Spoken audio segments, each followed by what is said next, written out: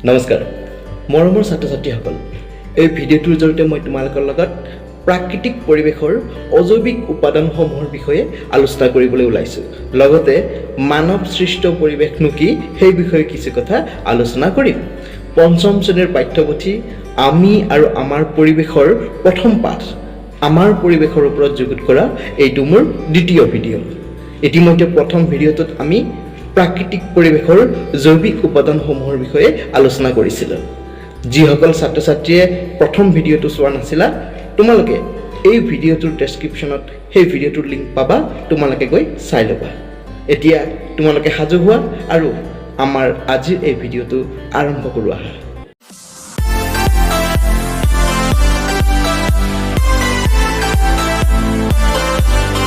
মৰমৰ ছাত্ৰ-ছাত্ৰীসকল আমি ইতিমধ্যে পাই আহিছোঁ যে প্ৰাকৃতিক পৰিৱেশ এটা গঠন হ'বলৈ হ'লে দুই প্ৰকাৰৰ উপাদানৰ প্ৰয়োজন এটা আছিলে জৈৱিক উপাদান আৰু আনটো আছিলে অজৈৱিক উপাদান ইতিমধ্যে আমি জৈৱিক উপাদানৰ বিষয়ে আলোচনা কৰি আহিছোঁ আজি আমি অজৈৱিক উপাদানসমূহৰ বিষয়ে আলোচনা কৰিবলৈ আগবাঢ়িছোঁ প্ৰাকৃতিক পৰিৱেশৰ অজৈৱিক উপাদানসমূহ কি আছিল বাৰু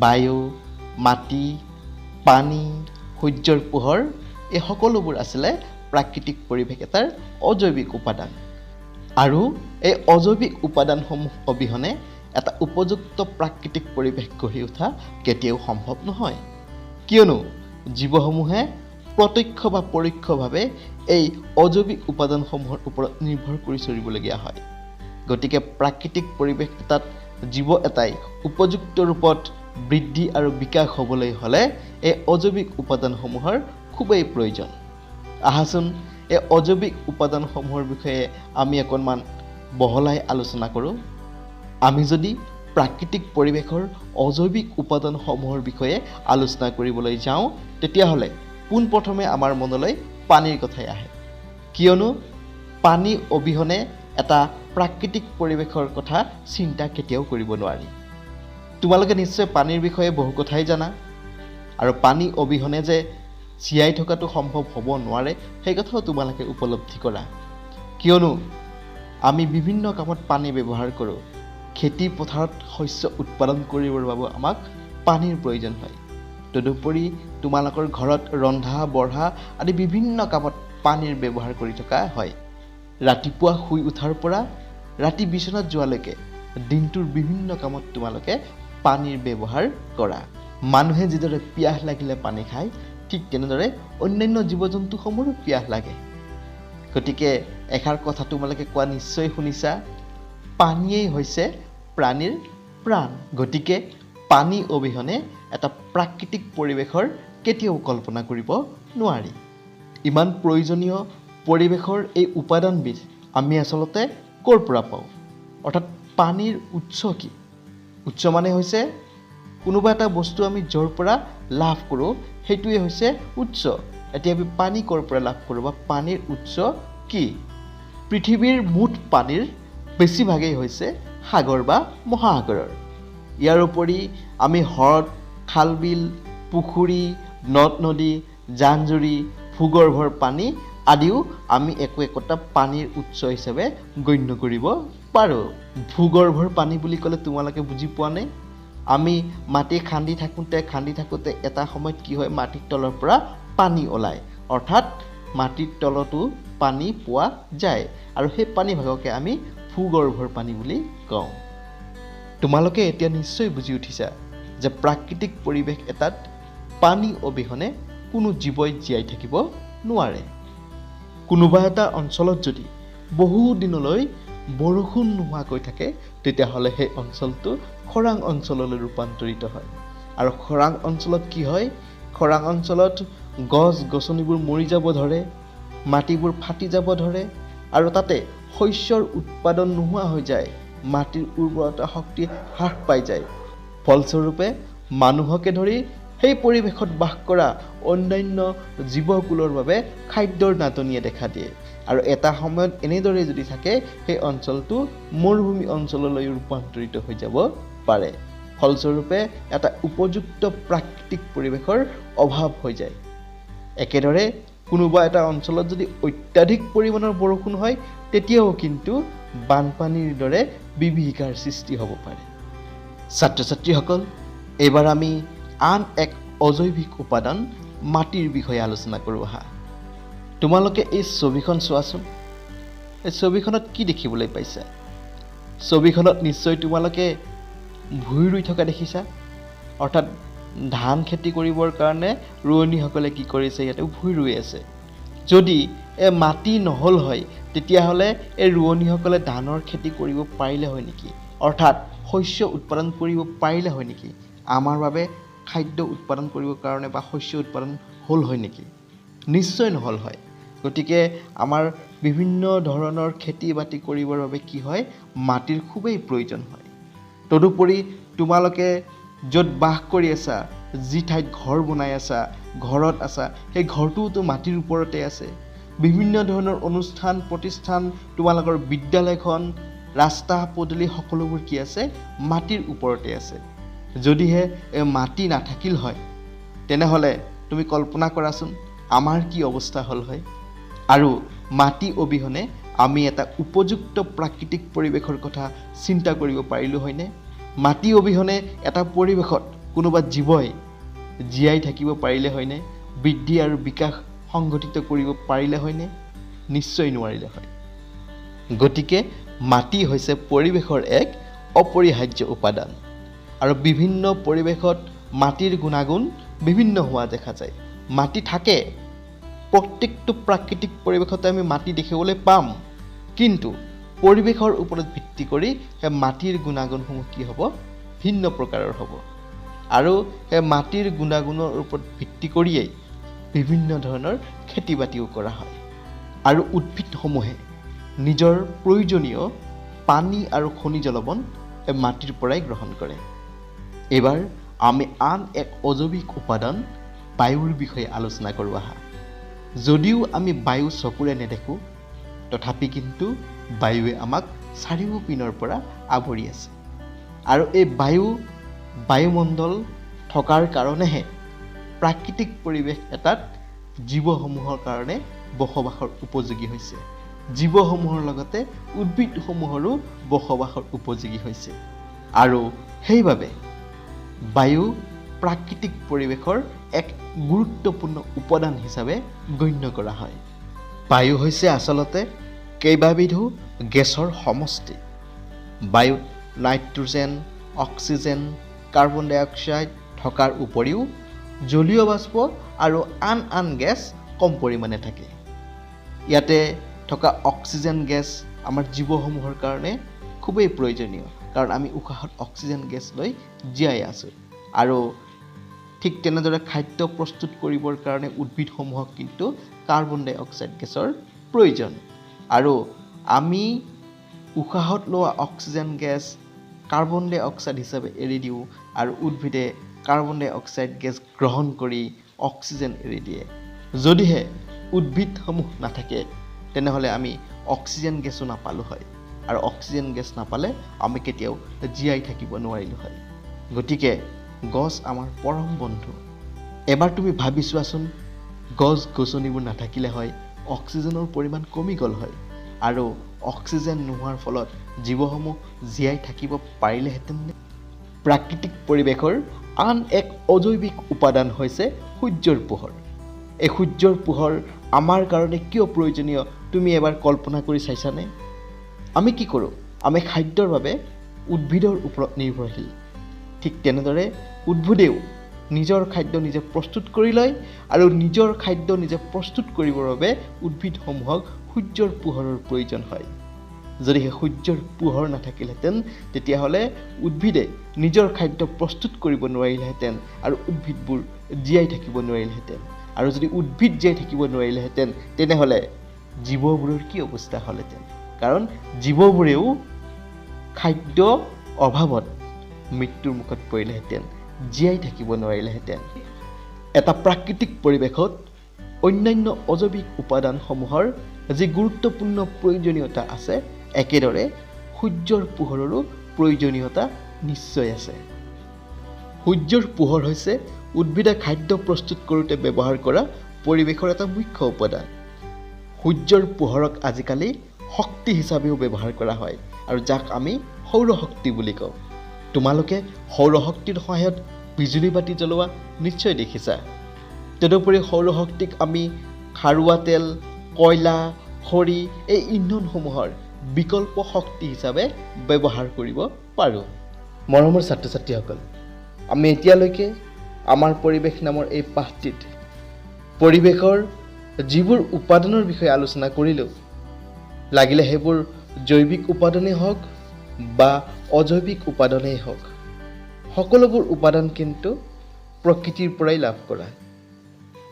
যেনেদৰে হ'ল জৈৱিক উপাদানৰ কথা যদি আমি বিবেচনা কৰোঁ, উদ্ভিদ, প্ৰাণী, অণুজীৱ এই সকলোবোৰ আমি প্ৰকৃতিৰ পৰাই লাভ কৰিছোঁ। ঠিক তেনেদৰে অজৈৱিক উপাদানসমূহৰ অন্তৰ্গত বিভিন্ন বস্তু যেনে বায়ু, পানী, মাটি, সূৰ্যৰ পোহৰ এই সকলোবোৰ আমি প্ৰকৃতিৰ পৰাই লাভ কৰিছোঁ। প্ৰকৃতিৰ পৰাই পৰিৱেশৰ এই উপাদানসমূহ আমি লাভ কৰোঁ বাবে এনেধৰণৰ পৰিৱেশক প্ৰাকৃতিক পৰিৱেশ বুলি কোৱা হয়। ঠিক একেদৰে কিন্তু আমি আকৌ আন এটা কামো কৰোঁ। কি কাম কৰোঁ বাৰু? প্ৰাকৃতিক পৰিৱেশৰ পৰা বা প্ৰকৃতিৰ পৰা লাভ কৰা কিছু কিছু উপাদান আমি সংগ্ৰহ কৰোঁ আৰু সেই উপাদানসমূহ লগাই বা সেই উপাদানসমূহ ব্যৱহাৰ কৰি আমাৰ প্ৰয়োজনীয় কিছুমান নতুন নতুন নিৰ্মাণ কাৰ্য বা নতুন নতুন পৰিৱেশৰ সৃষ্টি কৰোঁ। যেনে ধৰা হ'ল আমি ঘৰ দুৱাৰ বনাইছোঁ। ঘৰ দুৱাৰ বনাবৰ বাবে আমাক কাঠ লাগিছে। কাঠ আমি ক'ৰ পৰা পাইছোঁ? উদ্ভিদৰ পৰা পাইছোঁ। ঠিক তেনেদৰে আমাৰ দলং বনাব লগা হৈছে, শিল বালি লাগিছে ৰাস্তা ঘাট বনোৱাৰ বাবে। এই সকলোবোৰ বস্তু আমি কি কৰিছোঁ? প্ৰকৃতিৰ পৰাই আহৰণ কৰিছোঁ আৰু প্ৰকৃতিৰ পৰা আহৰণ কৰি আমাৰ প্ৰয়োজনৰ বাবে ঘৰ বনাইছোঁ বা দলং বনাইছোঁ, ৰাস্তা ঘাট বনাইছোঁ, বিভিন্ন প্ৰকাৰৰ উদ্যোগ স্থাপন কৰিছোঁ, তদুপৰি বিভিন্ন প্ৰকাৰৰ উদ্যান বনাইছোঁ, ইত্যাদি ইত্যাদি, কীৰ্তিচিহ্ন বনাইছোঁ। এনেকুৱাকৈ আমি বহুত নিৰ্মাণ কাৰ্য কৰিছোঁ আৰু আমাৰ মানুহৰ প্ৰয়োজনৰ বাবে এই সকলোবোৰ কৰিছোঁ। আৰু এই বস্তুসমূহ বনাবৰ বাবে বা এই নিৰ্মাণ কাৰ্য সংঘটিত কৰিবৰ কাৰণে আমাক যিবোৰ উপাদানৰ প্ৰয়োজন হৈছিল, সেই উপাদানবোৰ আমি কিন্তু কি কৰিছোঁ? প্ৰকৃতিৰ পৰাই গ্ৰহণ কৰিছোঁ। যদিও প্ৰকৃতিৰ পৰা গ্ৰহণ কৰিছোঁ, আমি ইয়াক প্ৰাকৃতিক পৰিৱেশ আখ্যা দিয়া নাই।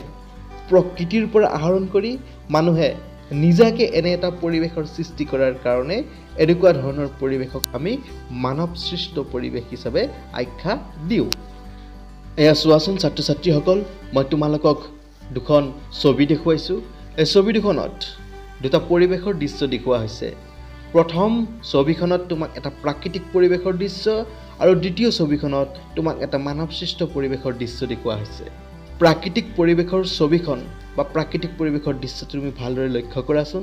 এই ছবিখনত তুমি পানী বৈ অহা দেখিছা, কিন্তু এই পানী বৈ অহা কাৰ্যটো বা এই পানী বৈ অহা কামটো কি কৰা নাই? মানুহে সৃষ্টি কৰা নাই। প্ৰকৃতিয়ে ইয়াক নিজাকৈ তৈয়াৰ কৰি লৈছে আৰু প্ৰকৃতিৰ দ্বাৰা সৃষ্ট হোৱা এই পৰিৱেশটোক আমি প্ৰাকৃতিক পৰিৱেশ বুলি কৈছোঁ। কিন্তু যদি আমি এই দ্বিতীয় ছবিখন চাবলৈ যাওঁ, এই দ্বিতীয় ছবিখন কিন্তু সম্পূৰ্ণৰূপে মানুহৰ দ্বাৰা তৈয়াৰ কৰা। ইয়াৰ বিভিন্ন উপাদান যেনে গছ গছনি হওক বা ঘৰ তৈয়াৰ কৰিবৰ কাৰণে বিভিন্ন ধৰণৰ কাঠ হওক, সকলোবিলাক উদ্ভিদৰ পৰা গ্ৰহণ কৰা হৈছে। এইদৰে আমি কি কৰিছোঁ? নিজৰ সুবিধা অনুযায়ী বা নিজৰ প্ৰয়োজন অনুসৰি এই পৰিৱেশটো সৃষ্টি কৰিছোঁ। তদুপৰি ইয়াত এখন সুন্দৰকৈ কি কৰিছোঁ? উদ্যানৰ সৃষ্টি কৰিছোঁ আৰু সন্মুখত পানীৰ বৈ থকা আমি এটা ব্যৱস্থা কৰিছোঁ। এই পানী বৈ থকা ব্যৱস্থাটো কিন্তু বা পানী ওলাই থকাৰ ব্যৱস্থাটো কিন্তু প্ৰকৃতিয়ে তৈয়াৰ কৰি দিয়া নাই। এই ব্যৱস্থাটো আমি মানুহে নিজাকৈ সৃষ্টি কৰি লৈছোঁ। গতিকে এইটো হ'ব এটা মানৱ সৃষ্ট পৰিৱেশৰ ছবি। গতিকে তোমালোকে নিশ্চয় বুজি পাইছা প্ৰাকৃতিক পৰিৱেশ আচলতে কি বস্তু আৰু মানৱ সৃষ্ট পৰিৱেশ কি বস্তু। এইখিনিতে আমি এটা কথা কিন্তু উপলব্ধি কৰিব লাগিব। কি উপলব্ধি কৰিব লাগিব? যে মানৱ সৃষ্ট পৰিৱেশ এটাৰ উন্নয়নৰ কথা চিন্তা কৰি যদি আমি প্ৰাকৃতিক পৰিৱেশৰ উপাদানসমূহ অত্যাধিক পৰিমাণে ব্যৱহাৰ কৰি থাকোঁ, এটা সময়ত হয়তো প্ৰাকৃতিক পৰিৱেশৰ এই উপাদানসমূহ প্ৰকৃতিৰ পৰাই নোহোৱা হৈ যাব। তেতিয়া হয়তো বিভিন্ন ধৰণৰ সংকটৰ সৃষ্টি হ'ব পাৰে। গতিকে প্ৰকৃতিৰ পৰা লাভ কৰা উপাদানসমূহ যাতে আমি এক উচিতভাৱে ব্যৱহাৰ কৰিব পাৰোঁ, তাৰ ওপৰত আমি সকলোৱে গুৰুত্ব দিয়া উচিত। ছাত্ৰ ছাত্ৰীসকল, আহাচোন এইবাৰ আমি সামাজিক আৰু সাংস্কৃতিক পৰিৱেশ মানেনো কি সেই বিষয়ে অকণমান জানি লওঁ। আমি জানো যে আমি বাস কৰা অঞ্চলৰ প্ৰতিটো অঞ্চলৰ কি হয় সুকীয়া সুকীয়া কিছুমান পৰিৱেশ থাকে। প্ৰত্যেকটো অঞ্চলত বাস কৰা প্ৰত্যেকটো সমাজৰ কিছুমান নিৰ্দিষ্ট নীতি নিয়ম আচাৰ ব্যৱহাৰ থাকে। আমাৰ ভাৰতবৰ্ষ আমাৰ দেশখন এখন বিশাল দেশ। এই দেশখনত বিভিন্ন জাতি বৰ্ণ ধৰ্মীয় লোকৰ লগতে বিভিন্ন ভাষা ভাষীৰ লোক কি হৈছে বসবাস কৰি আছে। আৰু এইদৰে যেতিয়া কোনোবা এটা অঞ্চল এক বিশেষ সংস্কৃতিৰ পৰিচয় হৈ উঠে তেতিয়াই আমি কওঁ সমাজ সাংস্কৃতিক পৰিৱেশ সৃষ্টি হোৱা বুলি ক'লে। সমাজ সাংস্কৃতিক পৰিৱেশ হৈছে মানৱ সৃষ্ট পৰিৱেশৰে এক অংশ। অৰ্থাৎ মানুহৰ দ্বাৰা সৃষ্টি হোৱা সমাজখনতে কি হৈছে সমাজ আৰু সাংস্কৃতিক পৰিৱেশ সৃষ্টি হৈছে। ঠিক তেনেদৰে মানুহে যে তৈয়াৰ কৰি লোৱা গাঁও চহৰ নগৰ এইবিলাকো হৈছে একোটা মানৱ সৃষ্ট পৰিৱেশ। ইতিমধ্যে মই তোমালোকক ক'লোৱেই যে কোনো এক নিৰ্দিষ্ট অঞ্চলত বিভিন্ন জাতি ধৰ্মীয় লোক বসবাস কৰাৰ ফলত কি হয় এটা নিজস্ব কৃষ্টি সংস্কৃতিৰ পৰিচয় হৈ উঠে অঞ্চলটো। আৰু প্ৰাচীন কালৰে পৰাই কিন্তু অসমখন এক উন্নত সংস্কৃতিৰ পৰিচয় বহন কৰি আহিছে, এক উন্নত সভ্যতাৰ পৰিচয় বহন কৰি আহিছে। আৰু এই উন্নত সংস্কৃতি আৰু সভ্যতাৰ পৰিচয় আমি ক'ত পাব পাৰোঁ তেতিয়াই কিছুমান মানৱ সৃষ্ট কীৰ্তিচিহ্ন দৌল দেৱালয় মঠ মন্দিৰ গীৰ্জা মছজিদ আদিৰ পৰাই পাব পাৰোঁ। অৰ্থাৎ অতীত কালত যিসকল জাতি জনগোষ্ঠীৰ লোকে অসমত বসবাস কৰিছিল সেই লোকসকলে তৈয়াৰ কৰি থৈ যোৱা কিছুমান এনেকুৱা ধৰণৰ কীৰ্তিচিহ্নৰ জৰিয়তে আমি কি কৰিব পাৰোঁ সেই সময়ৰ সংস্কৃতিৰ পৰিচয়টো আমি পাব পাৰোঁ। কিমান ঐতিহ্যপূৰ্ণ আছিল সেই কথা কিন্তু আমি কি কৰিব পাৰোঁ সেই কীৰ্তিচিহ্নসমূহৰ পৰাই উপলব্ধি কৰিব পাৰোঁ। আমি সেই কীৰ্তিচিহ্নসমূহ অধ্যয়ন কৰিলে কীৰ্তিচিহ্নসমূহ আমি নিৰীক্ষণ কৰিলে সেই সময়ৰ সমাজ আৰু সংস্কৃতি তথা সভ্যতাৰ এক পৰিচয় লাভ কৰিব পাৰোঁ। আহাচোন বাৰু ছাত্ৰ ছাত্ৰীসকল অসমৰ কোন কোন ঠাইত কেনেকুৱা ধৰণৰ কীৰ্তিচিহ্ন আছে তাক এবাৰ জানি লওঁ। তোমালোকে এই ছবিখন চোৱাচোন। এই ছবিখন হৈছে সূৰ্য পাহাৰৰ ছবি। এই সূৰ্য পাহাৰ হৈছে অসমৰ এক কীৰ্তিচিহ্ন আৰু এই কীৰ্তিচিহ্ন ক'ত পোৱা যায় সূৰ্য পাহাৰ নামৰ কীৰ্তিচিহ্নবিধ পোৱা যায় গোৱালপাৰা জিলাত। ঠিক তেনেদৰে তোমালোকে এই কীৰ্তিচিহ্নটো চোৱাচোন। এই কীৰ্তিচিহ্নটো হৈছে অগ্নিগড়ৰ ছবি। এই অগ্নিগড় আমি ক'ত পাওঁ অগ্নিগড় আমি পাওঁ তেজপুৰত। একেদৰে ডিমা হাছাও জিলাৰ মাইবং আৰু কাছাৰৰ খাছপুৰত কছাৰী জনগোষ্ঠীসকলৰ কি আছে কীৰ্তিচিহ্ন আছে। এয়া হৈছে মাইবঙৰ শিলৰ মন্দিৰ আৰু এইটো হৈছে খাছপুৰৰ স্মৃতিসৌধ। আৰু এই দুয়োটা বস্তু হৈছে কছাৰীসকলৰ স্মৃতিসৌধ বা কীৰ্তিচিহ্ন। আৰু কছাৰীসকলৰ এই কীৰ্তিচিহ্ন আমি ক'ত ক'ত পালোঁ মাইবং পালোঁ আৰু খাছপুৰত পালোঁ। এই কথাও তোমালোকে মনত ৰাখিবা। ঠিক সেইদৰে তোমালোকে আহোম ৰজাৰ দিনত নিৰ্মাণ কৰা কীৰ্তিচিহ্ন ৰংঘৰ কাৰেংঘৰ তলাতল ঘৰ শিৱসাগৰ জিলাত দেখিবলৈ পাবা। আকৌ চৰাইদেউৰ মৈদাম হৈছে আন এক প্ৰকাৰৰ আহোম ৰজাৰ দিনত নিৰ্মাণ কৰা কীৰ্তিচিহ্ন। ঠিক সেইদৰে তোমালোকে কামৰূপ জিলাত মদন কামদেৱ চন্দিকা মন্দিৰ মেৰঘৰ আদি দেখিবলৈ পাবা। চোৱাচোন তোমালোকৰ কিতাপত মদন কামদেৱৰ ছবি দিয়া আছে। এয়া হৈছে মদন কামদেৱ। এয়া মদন কামদেৱৰ ছবি তোমালোকৰ কিতাপত ধুনীয়াকৈ দিয়া আছে, চাই ল'বা। আৰু কেতিয়াবা সময় সুবিধা পালে তোমালোকে মদন কামদেৱ গৈ চাইও আহিব পাৰিবা। আৰু এইবোৰ হৈছে আমাৰ দেশৰ ঐতিহ্যৰ প্ৰতীক। আৰু এই ঐতিহ্যৰ প্ৰতীকসমূহে কি কৰে আমাৰ পুৰণি সভ্যতা আৰু সংস্কৃতিৰ পৰিচয় দাঙি ধৰে, যাক আমি গৌৰৱে বিশ্বৰ বুকুত ডাঠি দি ক'ব পাৰোঁ, যাক আমি বুকু পিন্ধাই ক'ব পাৰোঁ যে অসমৰ যি সভ্যতা আৰু সংস্কৃতি আছিল সেই সভ্যতা সংস্কৃতি বহু গুণে আগবঢ়া আছিল বুলি পেলাই আমি কি কৰিব পাৰোঁ গৌৰৱ কৰিব পাৰোঁ। এইবোৰৰ উপৰিও অসমৰ বিভিন্ন ঠাইত দৌল দেৱালয় সত্ৰ মঠ মন্দিৰ মছজিদ আদি বিভিন্ন উপাসনাস্থলী দেখিবলৈ পোৱা যায়। এইবোৰৰ ভিতৰত তোমালোকে নিশ্চয় জানা নৱগ্ৰহ মন্দিৰ কামৰূপত আছে, কামাখ্যা মন্দিৰো কামৰূপত আছে, উমানন্দ কামৰূপত পোৱা যায়। ঠিক তেনেদৰে কামৰূপ জিলাৰে হাজোত পোৱামক্কা আৰু হয়গ্ৰীৱ মাধৱ মন্দিৰৰ নাম তোমালোকে নিশ্চয় শুনিছা। একেদৰে শিৱসাগৰ জিলাৰ শিৱদৌল আৰু জয়দৌলৰ নামো তোমালোকে নুশুনাকৈ থকা নাই নিশ্চয়। ঠিক তেনেদৰে যদি আমি অসমৰ কেইখনমান উল্লেখযোগ্য সত্ৰৰ কথা মনলৈ আনিব বিচাৰোঁ, তেতিয়াহ'লে নিশ্চিতভাৱে যোৰহাট জিলাৰ মাজুলীত থকা আউনী আটী সত্ৰ, দক্ষিণপাট সত্ৰ আৰু কমলাবাৰী সত্ৰৰ নাম মুখলৈ আহিব। ধুবুৰীৰ টেগ বাহাদুৰ গুৰুদ্বাৰ, পাণবাৰীৰ মিৰ্জুমলাৰ মছজিদ, দিখৌমুখৰ আজানপীৰৰ দৰগাহ আৰু কাছাৰৰ ভুৱন পাহাৰৰ মন্দিৰ আদিও কিন্তু আমাৰ ঐতিহ্যৰ প্ৰতীক।